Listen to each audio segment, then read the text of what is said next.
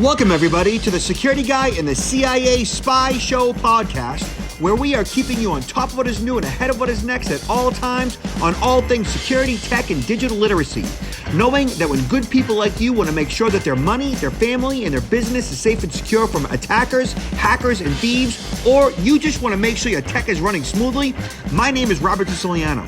I am the Security Guy, and along with my co-host, Peter Warmka, who is a real and retired United States CIA spy, we will give you every single tool, tip, tactic, and skill that you need to fight the bad guy and keep your physical and digital life secure, worry less, and even make you happier.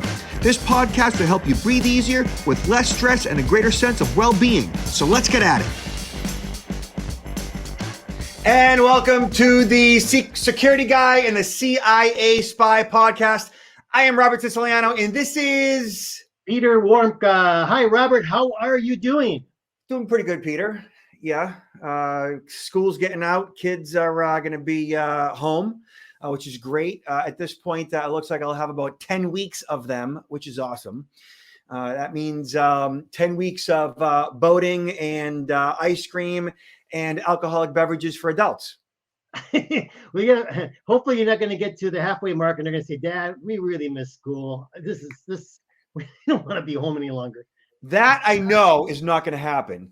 I know that because they're both like just done already. Like they have had enough. Usually this time of the year, they just want to be done. There's exams and all the follow-up stuff that goes along with that. So my 13-year-old, I was looking at high school. So we have to start doing that, dance because it's, private school for her. They call it secondary school. And my a sophomore who's now going to be a junior is now looking at colleges. So it's like, it's a very pivotal time, and they could use the time off. It's been a crazy year.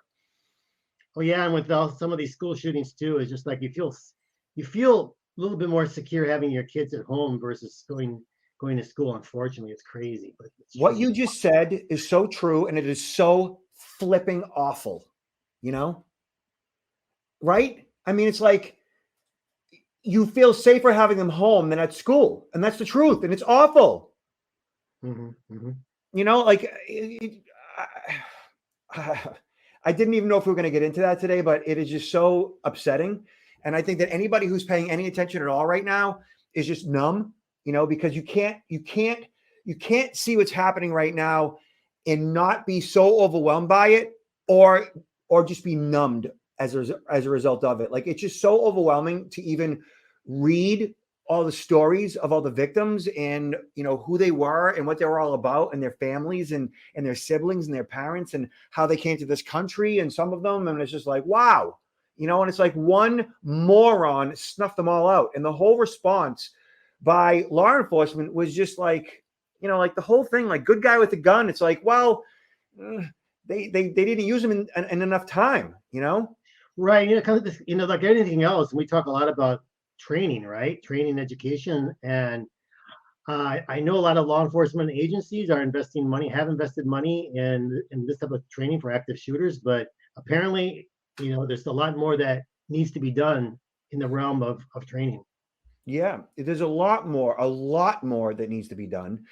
There are so many various solutions on the table that will never, ever solve the problem, but will minimize the risk.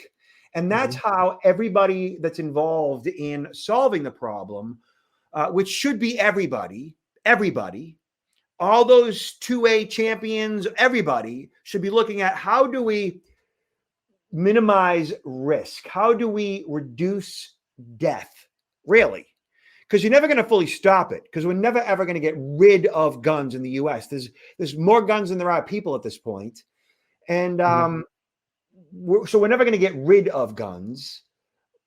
But we can reduce risk by setting up some guidelines to minimize who gets access, how and why. And, there's ways to do it. But the 2A champions who, obviously everybody, at some level should appreciate the Second Amendment at some level, but you can't look at it as the founding fathers said, this is the way it's going to be in perpetuity, when the most common gun when they did this was a muzzle loader.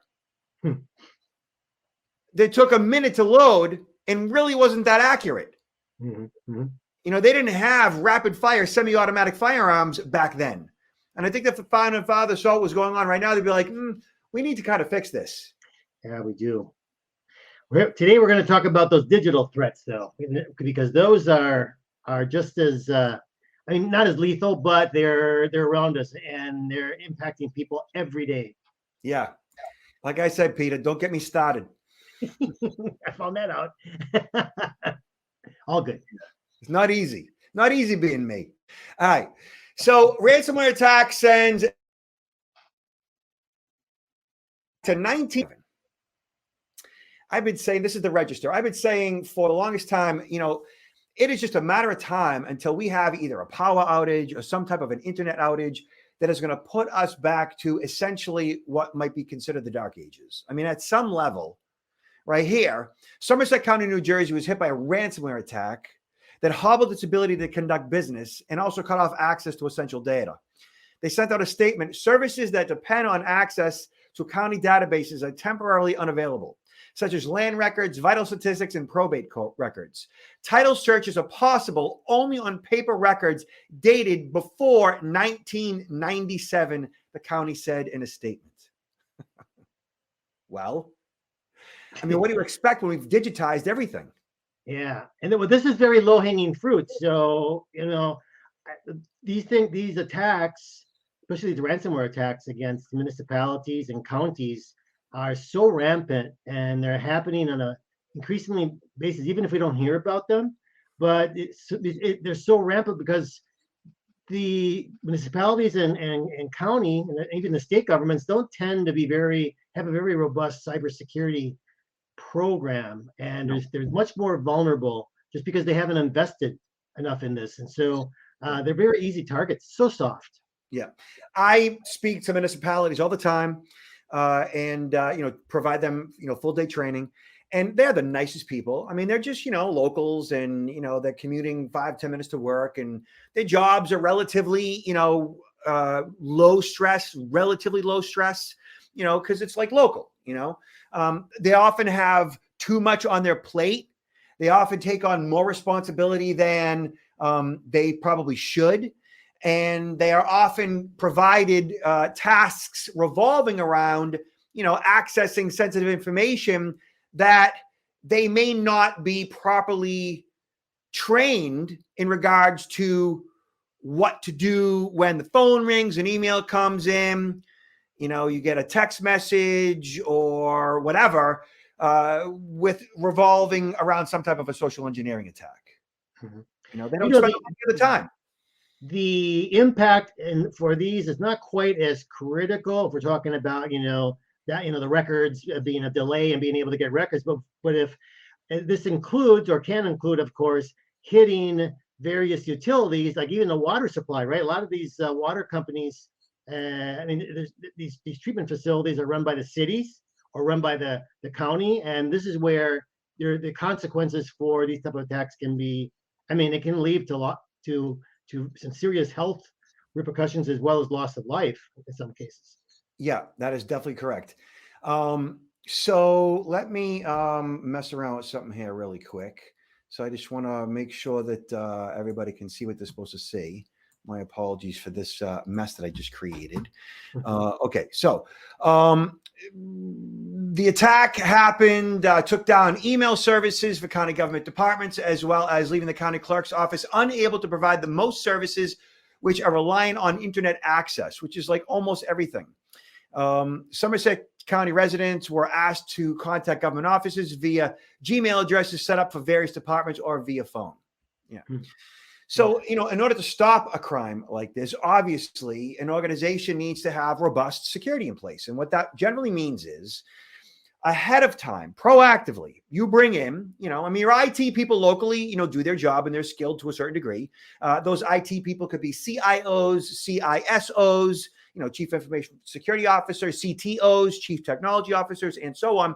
And generally, it's those professionals that would hire, say, a managed security service provider, an MSSP. So the MSSP comes in and they actually manage the security of the network. So they do vulnerability scanning, they do penetration testing, they run scans looking for vulnerabilities that might affect, that network should they become a victim of ransomware.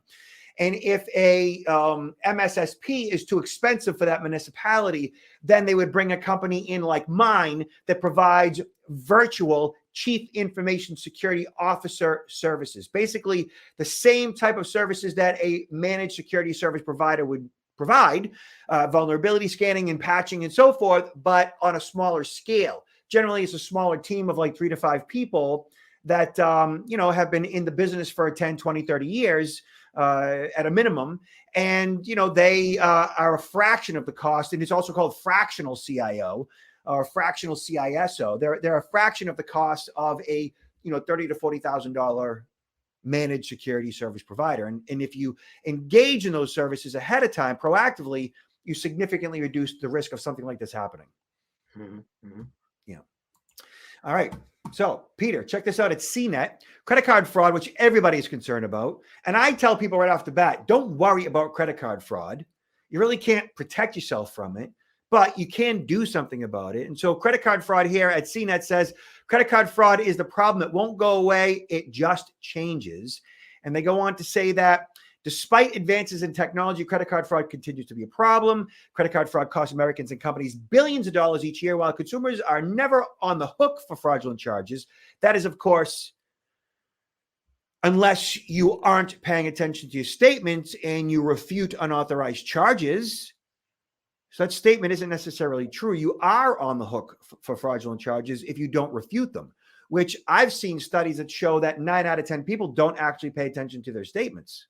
Oh, I agree with you 100%. And I think I really have a problem with this thing with the credit card company saying, well, you're not going to be on the hook, as you mentioned, because at the end of the day, we are all on the hook. The amount of money that these credit card companies are paying because of these things, they recover it from somewhere else, right? And so you look at sometimes the interest charges that they are charging individuals and the different ways of trying to get people to take out more and more credit. And then, of course, if you pay it off at the end of the month, great, you don't have to pay the interest. But a lot of people don't pay it off, and they end up paying an excruciating amount of money to maintain these credit cards. And it creates also a sense of complacency. We've talked about this, Robert, a number of times, where people think, well, it never is going to happen to me. But if it does, I'm not going to be held, I'm not going to we have to worry about paying for this because the credit card company is going to pay for it. Just like companies that take out insurance for cybersecurity, right? That, well, it's not going to happen to me, but if it happens, I got this insurance. So people just tend to be so, as you mentioned, reactive instead of proactive in regard to how they handle their own security and finances regarding the security regarding their finances. Sorry. No question. And the thing with credit card fraud, too, is while the credit card companies have anomaly detection software that detects anomalies in your spending habits, which would, in response, alert you to potentially fraudulent charges or stop charges as a result.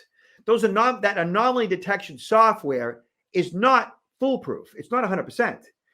In other words, you may or may not be notified of a particular charge that you were or were not responsible for.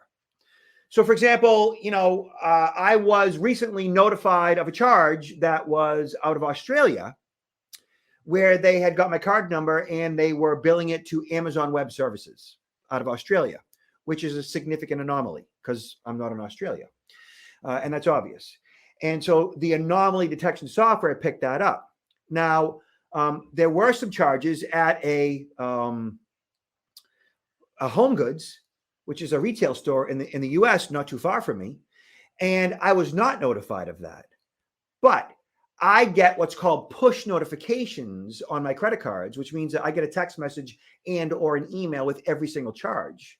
That's great. So, yeah, and everybody should do that. And so when I got those text messages from Home Goods, I looked at the charge. I'm like, this is interesting. I mean, I know my wife shops at Home Goods, but I didn't think that she was at Home Goods because she was at an event at the kid's school. So I called her and I'm like, hey, any chance you went to Home Goods recently? She's like, no, why? I go, because we just got 2 charges at Home Goods. She's like, really? I'm like, yeah, like for $18 and $19. Was that you? She's like, no, I haven't been to Home Goods in months. I'm like, all right. So I contacted American Express. I'm like, there's these 2 charges on here from Home Goods that we didn't do. And they're like, all right. And so they took it off the card. But they didn't tell me that those charges had occurred fraudulently. I had to, call them and say, hey, this wasn't me. Yeah, and if you don't have that push notification and you don't review your statements, I mean, I'm sure that almost everybody, not everybody, but a large portion of the population do from time to time have these fraudulent charges, and maybe they're a small amount. You might say, well, I don't quite remember, maybe this, and you think, well, is it really worth bringing up? But when you're being charged $19.95, I mean, think about the amount of money that these scammers are bringing in from these, frequent transactions that they're charging, so many people. It's amazing. Right. And it is also to the credit card company's best interest that if there is in fact a charge that you were not responsible for, that them not telling you at some level, like they profit from that. They benefit from that fraudulent charge because there are fees being paid, right? Fees being paid by you, fees being paid by the merchant, the retailer. So if they have to then eat that charge, or in some cases pass it on to the retailer as a chargeback, it's not cost effective for them. So, yeah, absolutely. Yeah. Absolutely. So, it really is ultimately up to us, you and I, consumers, to pay close attention to our credit card statements. So if you've never set up push notifications, it's easy to do. So I have all my cards, and I only have 3 of them, and that's all really you need. Like a Visa, American Express, and one for business, right? Or at least for me.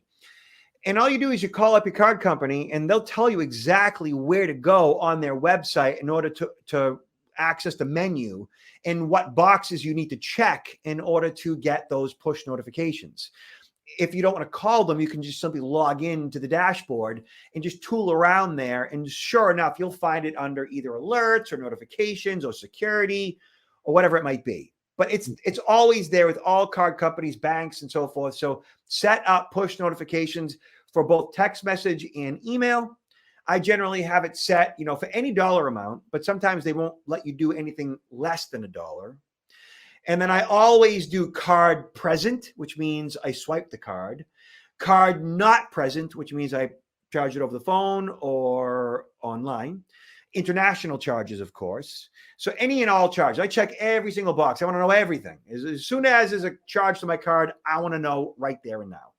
There's an added component to this. I'm sure some people are in a situation where they give their credit card to a child, right? Maybe a teenager, and say, well, use this, especially if there's an urgent need or emergency. And you might say, well, let me know when you've used it. But so often it happens, you don't find out that they use it until you see the end of the month credit card statement. But if you have these push notifications, you know exactly what other members of your family are charging at real time. In real time, yes. From a financial, management standpoint, it's a great tool. Yeah. So my wife and I share cards, and every so often, like I send her off a text. I'm like, hey, was that you at Sally Beauty? And she's like, yeah, leave me alone. I'm busy, but that was me. Yeah. And so, all right, you can charge whatever you want. I have no problem with that. I just want to know it was you because it was $200. It's like, keeping tabs in that regard is pretty good. And what's interesting is one year I remember I was traveling on business, and I was at I think I was at like I forget what hotel it was, like a Marriott. And I gave the clerk my card as I was checking in, and then moments later, it says, I'm in a Marriott, and moments later, I get a notification on my phone, a text message that there was a $250 charge at a Holiday Inn. Right now, I'm looking around, going, I see Marriott. I'm at a Marriott, right? And I'm like, okay, so why is there a $250 charge that just occurred on my credit card for a Holiday Inn? So I'm thinking to myself, like, who would use my card? And I'm like, who would go to a hotel with is my wife at a Holiday Inn? Like, what is my wife doing at a Holiday Inn? And I'm thinking to myself, is my wife cheating on me? Like, all this happened like in a matter of like 30 seconds, right? And which like, we're happy, like I would never expect that, but I'm like 5 hours away, and I'm like, is my wife at a Holiday Inn? And then I say to the clerk, I'm like, has this ever, is this establishment a Holiday Inn or a Marriott? He goes, well, we used to be a Holiday Inn. Like we just changed names. I'm like, oh, there you go. So their merchant name never changed or hadn't changed yet. Yeah. I was like, dude, you almost got me divorced. That happened. Yeah. Yeah. All right. So moving on. Feds, fake army general scammed multiple women out of $1 million. Oh man, these stories are just like too incredible to be true, but they're true. So sad. Yeah. So this happened at Providence, Rhode Island. A Texas man has been arrested for what authorities say was his role in an online romance scam. We've talked about this before, but it always deserves repeating because there are just so many romance scams out there in which women were cheated out of nearly $1 million by someone pretending to be an army general, federal prosecutor said in Rhode Island.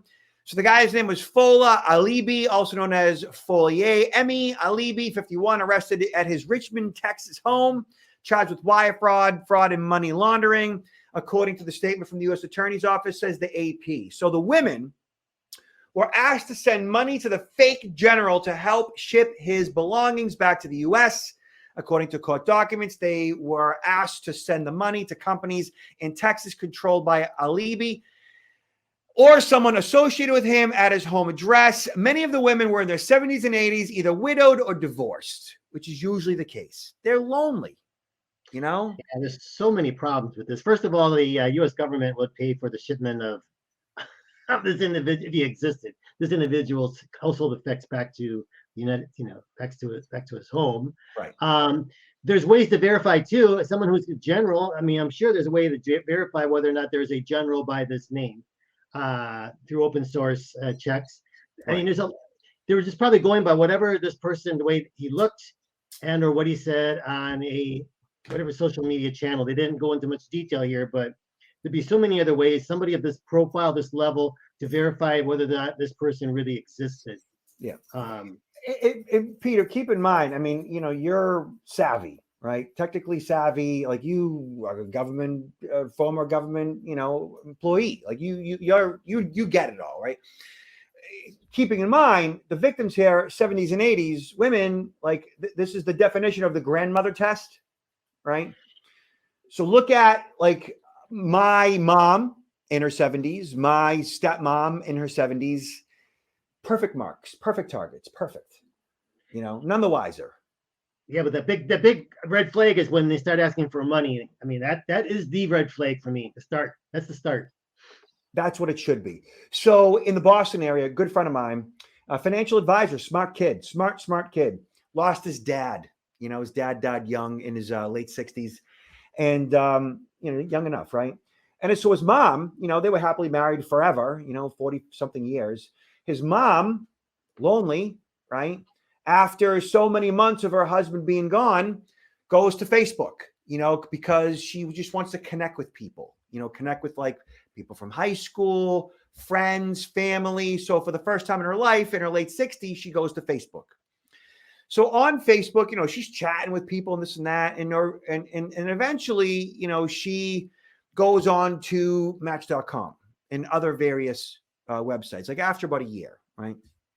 My friend goes to his mom's house, like on a Sunday, brings the grandkids over and sees his mom's laptop on the kitchen table. And he sees she's on Facebook, she's on Match.com.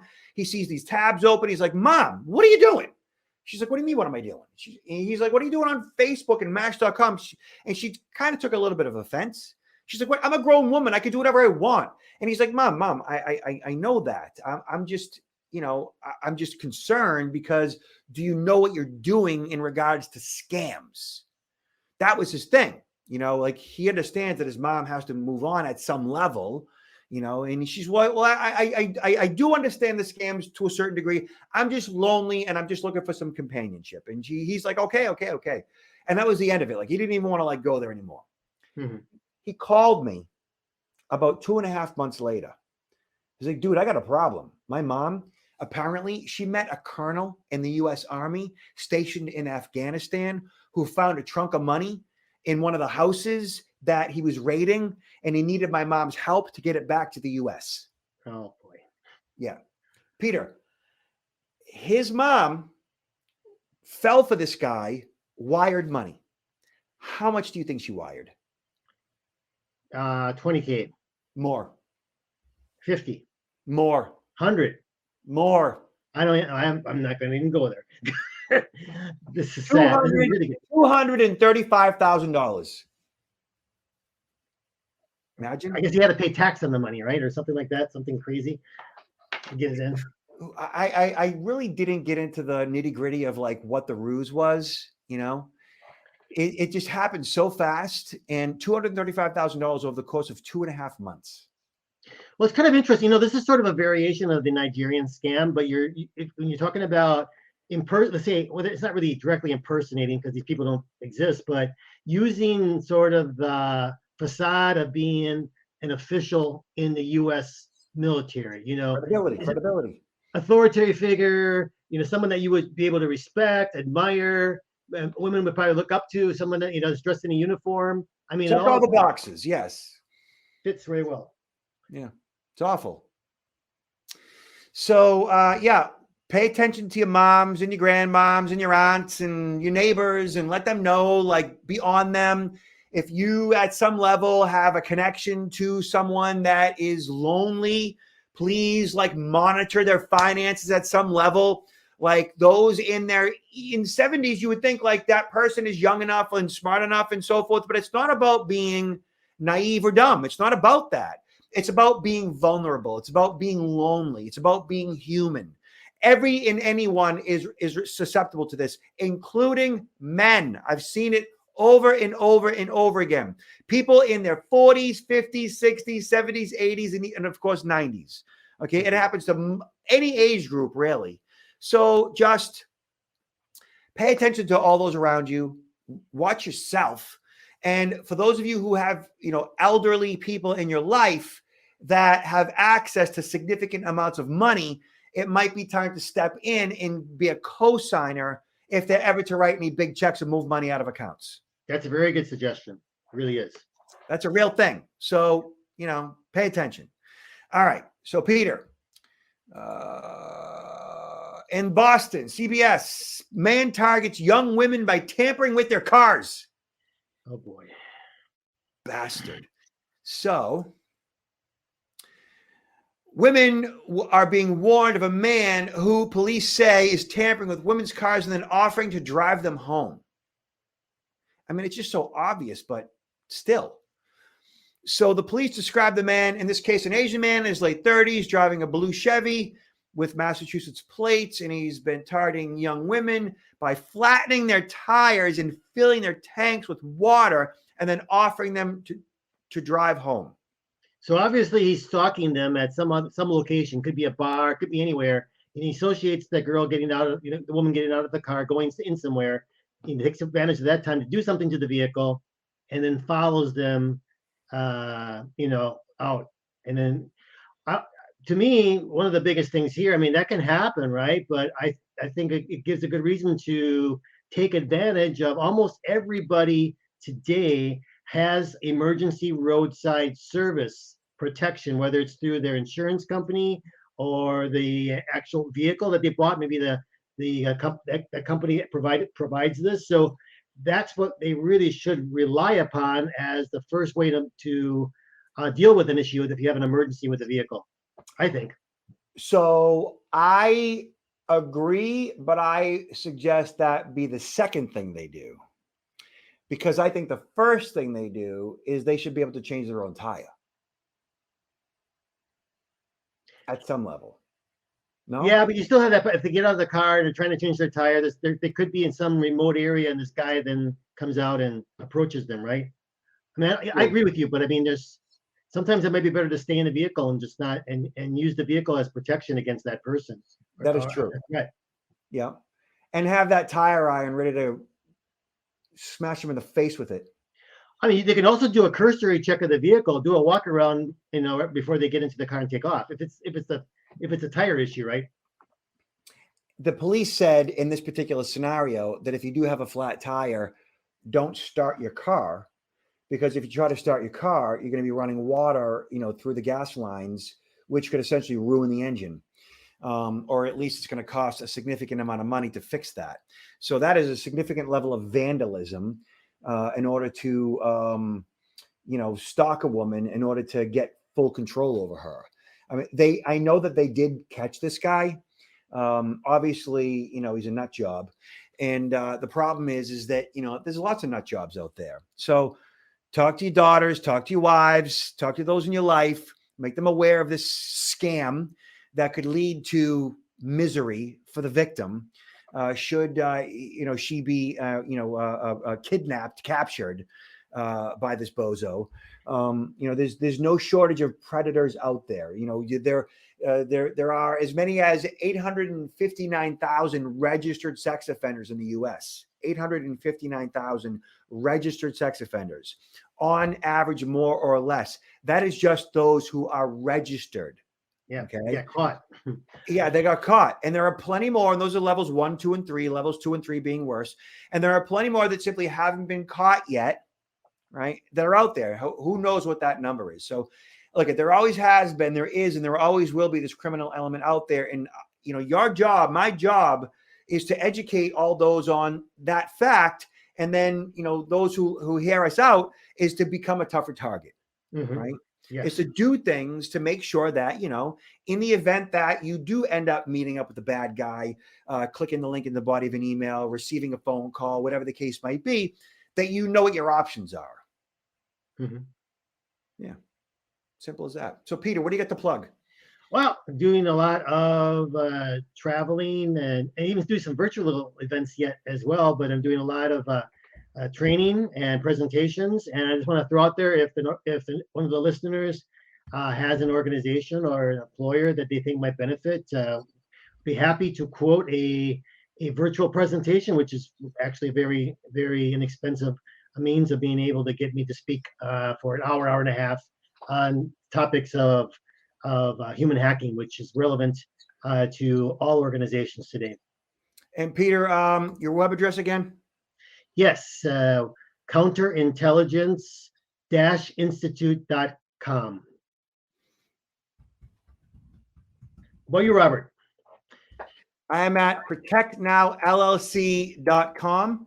And you could see me and my peeps and me and Peter, bi-weekly in this particular podcast. Business is good, Peter?